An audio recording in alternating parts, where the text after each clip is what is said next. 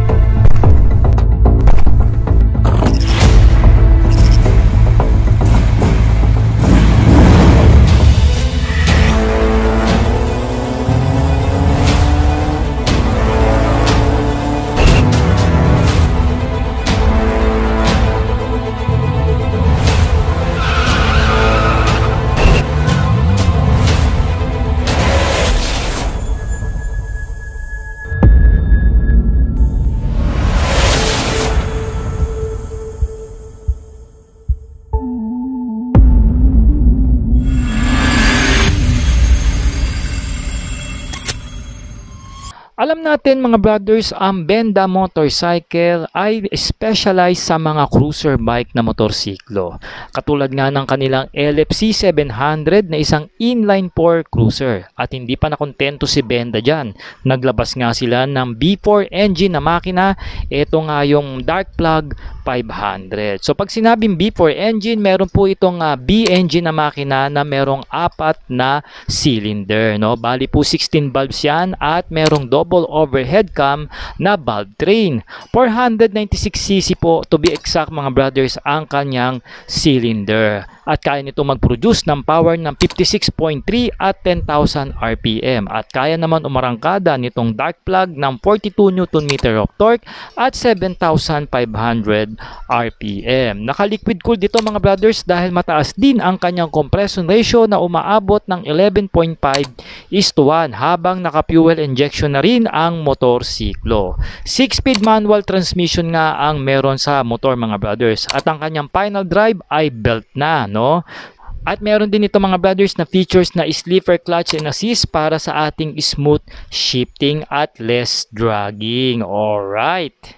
At pagdating naman sa ating fuel tank capacity mga brothers, ito ay may laki na 16 liters. Wala pa nga tayong official na fuel consumption nito dahil hindi pa naman natin ito nalo-long ride. Kaya Benda Motorcycle Philippines, baka naman.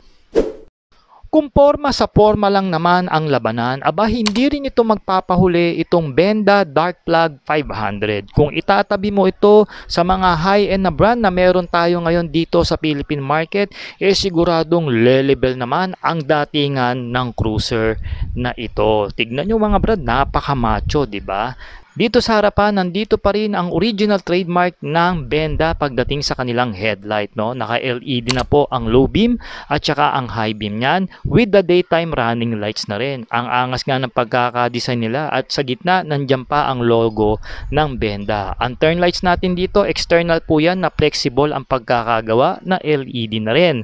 Going sa kanyang front suspension, naka-upside down fork na po ito at meron pa yung reflector. No? Ang ating disc brake dito mga brothers, malaki po ang ating disc rotor at naka-radial mounting na rin ang ating caliper dito with the 4-piston path caliper. At syempre, meron na rin yang ABS. No? Ang ating front tire dito, meron pong size na 130 by 90 at 16 inches wheel mag. Syempre pa, tubeless na rin yan at tignan nyo naman yung disenyo ng mags niya na parang kalesa type. Ang ating fender dito, syempre isa itong maangas na cruiser bike, hindi naman ganong kahabaan. Pero ang kagandahan, meron siyang engine guard dito sa harapan ng makina para sa proteksyon ng ating radiator at ng mismong makina ng motor siklo.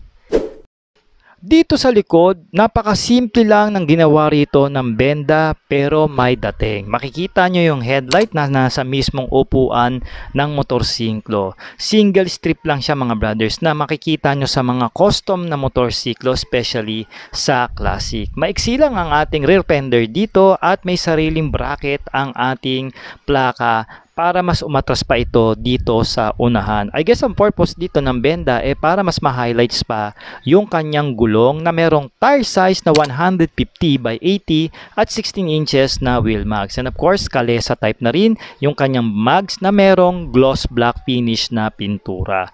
Maiksi lang ang rear shocks natin dito na binubuo ng dual shock mga brothers. And hindi ko nga pala ito nakita kung adjustable siya. But I guess non-adjustable po ito. Naka-disc brake na rin ang likod natin dito with the single pot piston caliper. And of course, meron na rin tong ABS na features at syempre pa, traction control ng mismong benda. At mga brad, hindi nyo ba napansin na kung gaano kakapal yung kanyang tambucho dito, no? Bali po, dalawa ang kanyang tambucho. Left and right po yan with the dual exit kada tambucho. It means po, 4 po ang exit ng kanyang tambucho mga brother, no? And I wonder kung gaano kaangas ang tunog nito. Kaya tara, pakinggan natin kahit sandali lang.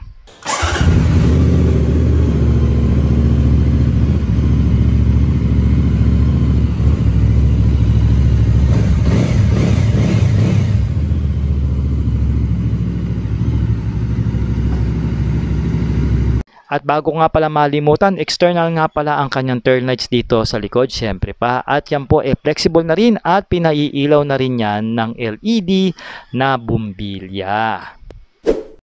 Pagdating sa kanyang side profile mga brothers, mas lalo ko na-appreciate itong Dark Plug 500 ng benda. Kasi nandito talaga yung angas ng kanyang disenyo at pagiging unique pagdating sa isang cruiser bike. Marami na ako nakikita mga cruiser bike dahil isa ito sa mga hilig ko na style ng motorsiklo at marami na rin ako nakita sa internet.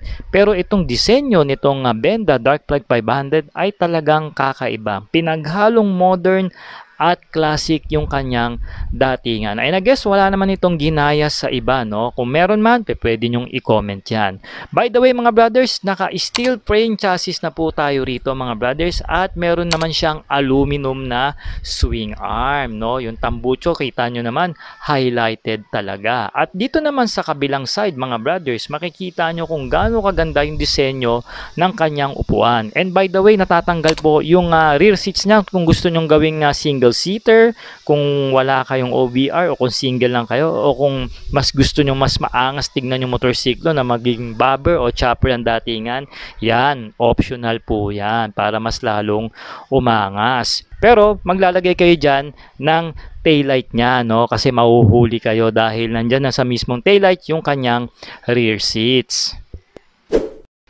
Nung binaikpit ko nga itong si Benda Dark Plug 500, masasabi ko na hindi naman siya sobrang laki at hindi naman din siyang sobrang liit. For the reference mga brothers, 5'4 lang po ang height ko at skinny build lang po ako na rider. Ayan. At may bigat lang po ako ng around 51 kg. So ganyan po yung itsura. O baka may mga magko-comment na naman dyan na ganito, ganyan. Siyempre kailangan i-bike fit natin yan para po makita nyo kung paano sakyan ng isang katulad ko. Kasi baka meron tayong mga katulad dyan na brothers on the wheels. Pero syempre recommended din dito sa motor na ito na dapat na macho ka, may kalakihan ka rin para talagang barakong-barako tignan pagka tumatakbo ka na, no? Oh, by the way, meron nga pala ang taas ng seat height nito na 700 mm. So mababa lang mga brothers. At ang ganyang ground clearance ay hindi ka na rin mabibitin dahil above minimum na 150 mm.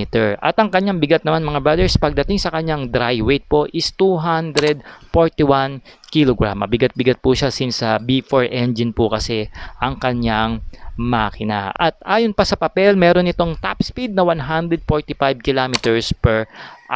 Sigurado nakalimit ito dahil nga syempre naka fuel injected. Habang meron tayong wheelbase na 1,575 mm. Aba, malaki-laki na rin, no? So we expected na medyo challenging ang kanyang U-turn and syempre sa mga cornering. Pero syempre sanayan lang din yan dahil isa nga itong cruiser bike. Pero bike fitting, okay naman sa akin, hindi ako nahirapan, so pasado sa mga katulad ko. Dito naman sa cockpit mga brothers, aba lalo kayong mamamangha. Tignan nyo naman yung disenyo ng ibabaw ng tangke niya. Napaka-premium, di ba? Tignan nyo yung parang parang fairings o plastic dito sa gitna ng tangke, no? At ang ating tank cap dito is nasa right side po mga brothers. At yung logo ng Benda sa gilid, talaga namang masasabi ko na premium yung pagkakaasinta nila dyan.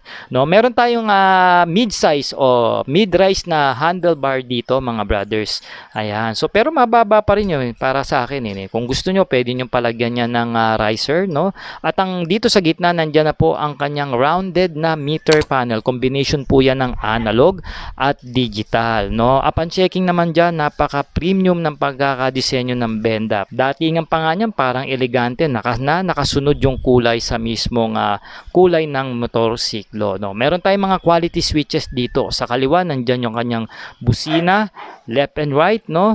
Yung ating controls pagdating sa meter panel, no? Flasher at syempre pa yung ating clutch lever diyan. Malaki rin yung kanyang handle grip dito sa mga large at extra large na kamao. Kasyang-kasya ito at meron tayo ritong solido na N-bar. Ang ating side mirror dito rounded po yan at syempre standard po yan na pasado sa LTO. Dito naman sa kanan mga brothers, nandito ang ating electronic starting, ang kill switch at syempre pa yung ating hazard switch. Ang ating susian dito mga brothers, nandito naman po sa right side, sa gilid po yan sa bandang ibabaw ng makina. Syempre classic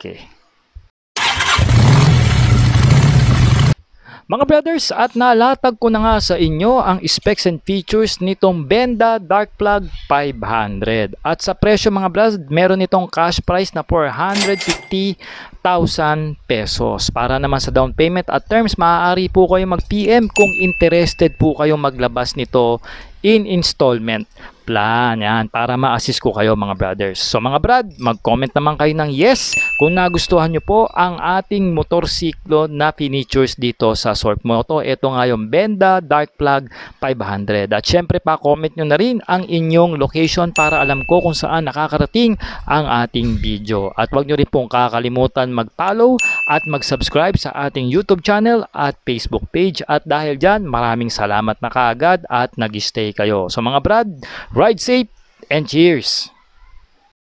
Good news mga brothers on the wheels dahil po affiliate na tayo sa Shopee sa YouTube. So pagka pumunta po kayo sa ating YouTube channel na nandiyan na sa description ng video, pwede nyo na pong ma-avail ang ating mga binibentang products from Shopee, especially ang ating riding jersey from Premium Gears at ang iba pa nating mga ginagamit na moto gears sa pagmumotor. Alright, at ang matindi pa rito mga brothers, magkakaroon kayo ng 20% Shopee vouchers pag nag-spend kayo ng 600 pesos to maximum spend na 4,000 pesos. O, di ba? Napaka-wow ang deal sa Shopee. So mga brad, i-click nyo na ang products natin sa mga video natin sa YouTube para ma-avail nyo yan. At happy shopping sa Shopee!